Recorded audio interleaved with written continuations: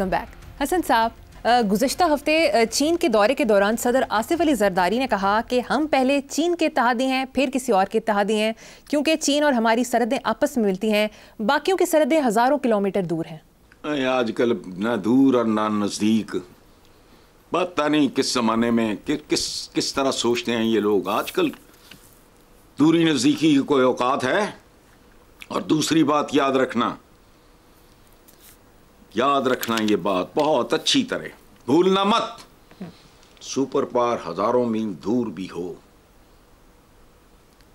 तो खुदा की पनाह और जिसके साथ आपकी सरहदें मिलती हों होश करो। याद रखना, पहाड़ों से ऊंची, समुद्रों से गहरी, तो शहद से मीठी, तो इमली से खट्टी, तो नीम से कड़वी। आ जाएगी समझ, देखते जाओ। और ये दूर नज़दीक वाला देखो, ये हमारी सोच और समत डे वन से टेढ़ी है।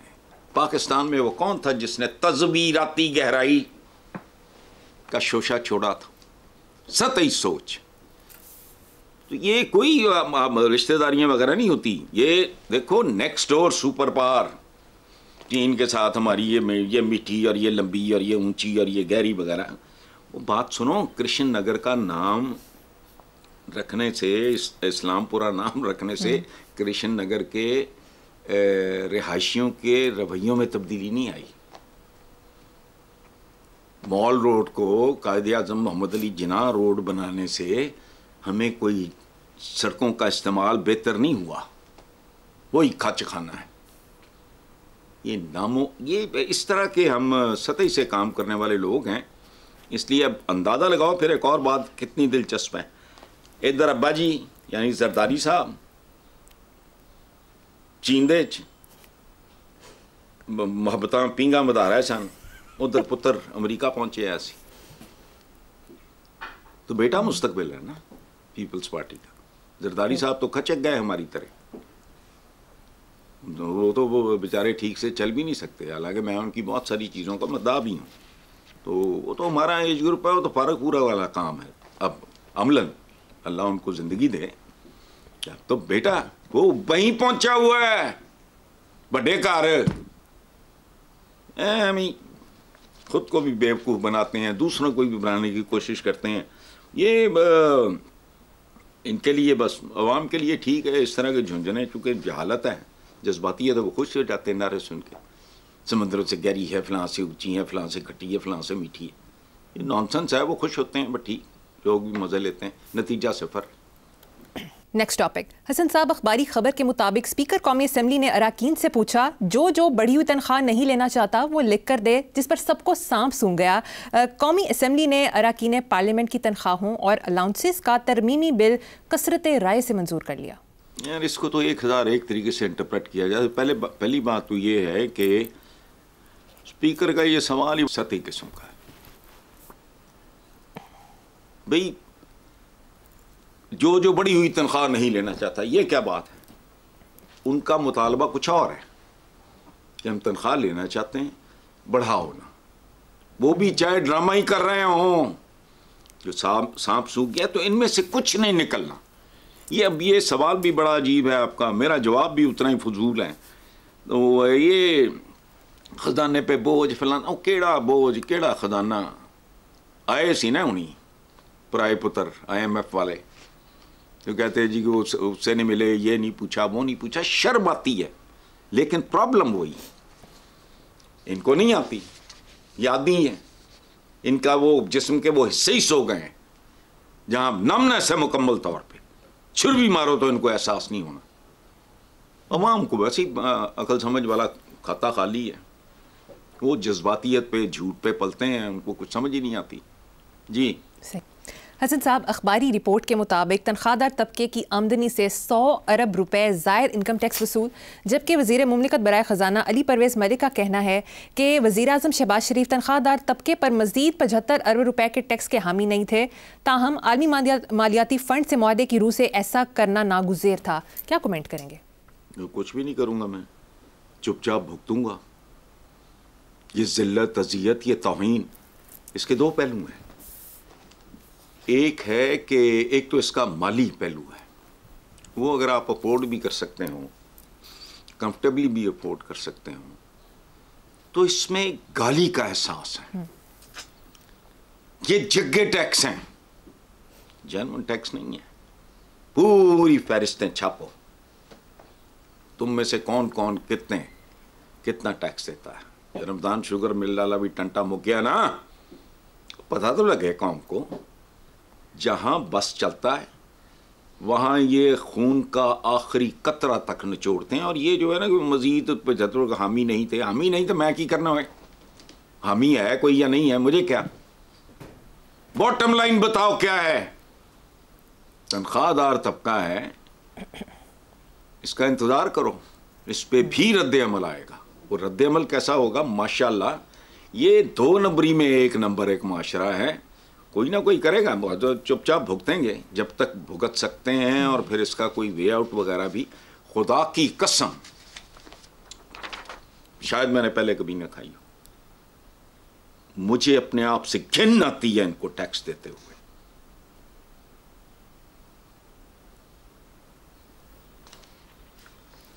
उसकी वजह ये बिल्कुल ऐसी है जैसे मुर्दार खोर जो है वो हड्डियां चबा रहा हो किसी लाश की, गोश्त नोच रहा हो किसी लाश का। घिन आती है जिन पे बस चलता है, जिन पे नहीं।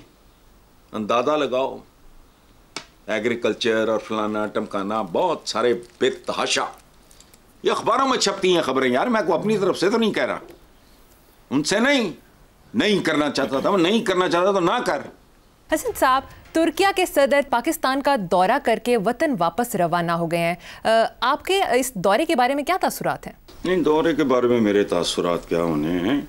एक तस्वीर देखी है, उसमें टर्किश जो हैं वो सदर तैयब साहब वो खड़े हैं, एक तरफ ज़रा थोड़ा हट के वो वज़ीर आज़म भी मौजूद हैं। तो दौरे के बारे में ठीक है, एक रूटीन का एक दौरा है। और इसमें क्या है, तासुरात तो मेरे तुर्की के बारे में ज़रूर हैं। तुर्की या कह लो अब जो भी है। मैं बड़ा एक आध वाक़या आपके साथ में शेयर करता हूँ। मैंने एक बार मेज़बानों ने मुझे को बात की तुर्की के हवाले से, तो मैंने उन्हें कहा कि वो फतेहुल्लाह गोलन के लोग थे, डेथ हो गई उनकी। तो मैंने कहा यार मेरे भाई, ये मैं तुम लोगों से ज़्यादा जानता हूँ तुर्की के बारे में। तो एक डिसेंट लोग ज़ाहिर है, बहुत प्यारे लोग। वो स्माइल उन्होंने किया, लेकिन आई कुड सी के। लेकिन उसके बाद जब हम आवारागर्दी पर निकले तो मैंने 2-3 जगह उन्हें करेक्ट किया कि यूं नहीं यूं है। तो उनको इंतहाई खुशी हुई। वो जब उनको ये पता चला कि ये the man knows so much about. और एक बात आपको बताऊं, शेयर करूं, मैं ज़िंदगी में बहुत कम दफ़ा रोया हूं, बहुत कम। अल्हम्दुलिल्लाह मेरे रब का करम है मुझ पे।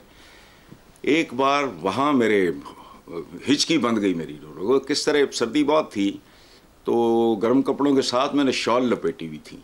तो हम चले गए, इनके इस्तांबुल में है ये इनका म्यूज़ियम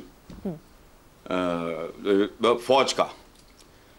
वहाँ वो चलाते हैं वो तराना कि जब ऑटोमन्स के जो सुल्तान थे, जिन्होंने 3 कॉन्टिनेंट्स पे हुकूमत की, जब वो जंग पे रवाना हुआ करते थे तो कौन सा तराना बजता था। बिल्कुल वही साज, वही यूनिफॉर्म वो तराना बजाने वालों की। और एक उन्होंने बनाया हुआ था बड़ा खूबसूरत वहाँ खैमा, जो सिंबॉलिक खैमा था कि सुल्तान अंदर है और बाहर वो धुन बज रही है। समझ तो मुझे क्या आनी थी, लेकिन रोया मैं बहुत। और वो अल्लाह का शुक्र है मेरी इज्जत रख ली हो, जो मैंने वो तो टाइप एक लपेटा हुआ था, क्योंकि सर्दी बहुत ज़्यादा थी तो मैंने वो उसको ओढ़ लिया कि मुझे कोई रोता ना देख सके। सो मेरी एक अजीब तरह की। और बात सुनो, ये सीखते भी नहीं हम जानवर सीख जाता है यार, खुदा की कसम। आप कभी देखो ये सर्कस में कैसा कैसा जानवर सधाया जाता है, हमें पता नहीं क्या हो गया। यानी आप ये जो तुर्की ड्रामे चलते हैं, मेरे पास आए भी थे अदाकार उनके, ये तुर्की ड्रामे चलते हैं, औरतें मर्दों के शाना बशाना मैदान जंग में, अरबों में भी यह था। हम कमाल के लोग हैं, आधी आबादी को दरवाज़ों के पीछे बंद करके तो मुल्क को तरक्की की राह पे डालना चाह रहे हैं। भारत अल्लाह ही खैर करे, ठीक है। और मेरा क्या तासुरात होना इस पे, वो आए थे, वो चले गए, ख़त्म हो गई बात। हसन साहब, JUIF के सरबराह मौलाना फजल रहमान ने कहा है कि IMF वफद की आला अदलिया के जजों से मुलाकात पाकिस्तान और दुनिया की तारीख का अनोखा वाक़या है, जबकि वज़ीर कानून आज़म नज़ीर तारड़ ने वजाहत देते हुए कहा कि वफद जजों से नहीं चीफ जस्टिस से मिला। IMF वाले किसी मुकदमे का पूछने नहीं गए थे, उनकी हदूद नहीं कि केसेस के मेरिट पर बात करें। यार ये मज़े का खेस सा है, मकाना सा जवाब लगा है मुझे कि वफद जजों से नहीं चीफ जस्टिस से। भाई उनके चीफ से मिला, हाथी के पाँव में सबका पाँव वाली बात है, तो काफ़ी है बात। लेकिन देखो इस पे मेरा कुछ नहीं, मैं ये जो कुछ मैंने देखा है, पढ़ा है अखबारों में, तो मुझे ख्याल बार बार आया और अब तक ना मुझे हॉन्ट कर रही है ये बात कि यार किसी को अच्छा को देख के कोई पार्टी अगर मिलती है, मुल्क लीज पे दे दो। जैसे नालायक, कामचोर, जागीरदार, जिम्मेदार अब अपने एग्रीकल्चर ग्रेजुएट्स वगैरह के साथ कोई ठेका टुका कर लेते हैं कि यार हमारी ज़मीनें तो मैनेज करो, हम बैठ के हराम खाते हैं। ये मुल्क लीज क्यों नहीं? देखो ना, आप PIA या स्टील मिल या फलाना टमकाना हर शय यहाँ किराए पे दस्तयाब है या इनसे संभाली नहीं जा रही, तो पूरे का पूरा मुल्क लीज पे दे दो। आई एम श्योर जो कोई भी आएगा इनसे बेहतर परफॉर्म करेगा। फिर इनके किकबैक्स और कमीशंस वगैरह मारे जाएंगे, बाकी तो सारे का सारा निज़ाम को कसर छोड़ी है उन्होंने। उसको एक दफ़ा इस मुल्क को आबाद होने दो, ट्रैक पे आ जाए, फिर उजाड़ने के लिए आ जाना। दिलचस्प खेल होगा, देखें। अच्छा, ये हैरत अंगेज किस्म की तौहीन आमेज बातें, लेकिन बातें दुरुस्त हैं। They have invited this insult. यार अंदाजा लगाओ, इंटरनेशनल मॉनेटरी फंड ये बिल्कुल इसी तरह वो कर रहा है कि एक नालायक मशकूक सा गाहक है। जैसे बैंकर्स हैं, क्या करते हैं जब वो लोन देते हैं, पैसा देते हैं, वो फिर मॉनिटर भी करते हैं, वो देखते भी हैं कि ये कौन है, ये क्या कर रहा है। कितनी बार मुल्क समारोह वगैरह सारे ड्रामे हुए, खोती फिर बोर्ड दे थले आ जाती हैं। मकरूज नस्लें, भिकारी, ये वजह शोहरत जिस मुल्क की बन जाए उसे चाहिए लीज पे दे दे, ट्राई करके देख लें, कोई हर्ष थोड़ी है। और मैं बातों का देखो, बात सुनो, हम बड़ी जंगे आज़ादी तो फलानी आज़ादी टमकानी आज़ादी, तो गुलामी जारी है। सिर्फ गोरों की जगह नीले पीले काले आ गए, बस। और क्या है बताओ मुझे, रियलिटी बताओ। आज़ादी और बात सुनो, इस पूरे बर्रे सगीर की मैं बात कर रहा हूँ, इनमें बहुत सारी चीज़ें ऐसी हैं अगर गोरा ना आया होता वो अब तक ना आती। इन्होंने तो कभी नलका नहीं देखा था। याद रखो, जब यहां रेलवे ट्रैक्स बिछाए जा रहे थे तो उस वक्त तो दायरा हिंदुस्तान था। हिंदुस्तानी मजहब से बाला सारे पता क्या कहते थे, सीताराम की सरगुज़श्त है वो पढ़ना। वो कहते थे कि ये जो गोरा है ये लोहे के पटे डाल रहा है। रेलवे लाइन जब बिछ रही थी, और लोहे के पटे इसलिए डाल रहा है कि हमारा मुल्क घसीट के इंग्लैंड ले जाए, क्योंकि उनका मुल्क अपना बहुत छोटा है। ये औकात है। ऊपर जहाज उड़ते देख के ख़वातीन हमारी वो दौड़ी फिरती थी कि बेपर्दगी ना हो जाए। पहुंचे कहाँ हो, हाल क्या है? आप जिस आज़ादी की 14 अगस्त मनाना, झंडे झंडे वो साइलेंसर निकाल के मोटरसाइकिल और खप्पे रौले, मुझे ये बात बताओ, आपको आज़ादी महसूस होती है? भूख से आज़ादी मिली, जहालत से आज़ादी मिली, जिल्लत से आज़ादी मिली। आपके और आपकी अशराफिया के दरमियान तो वो फासला है जो सलातीन दिल्ली और आम हिंदुस्तानी के दरमियान भी नहीं होता था जी। तो इसलिए ये सारे अमी ख्वाब शाम इनको दे दो ठेके पे, ठीक है। और साहब जब ये मुल्क संभल जाए तो फिर उजाड़ने के लिए इन्हें बुला लो, ताकि ये नारे लगा सके, मियाँ के नारे बजन गए तो कोई चांद में है तो पता नहीं। चलो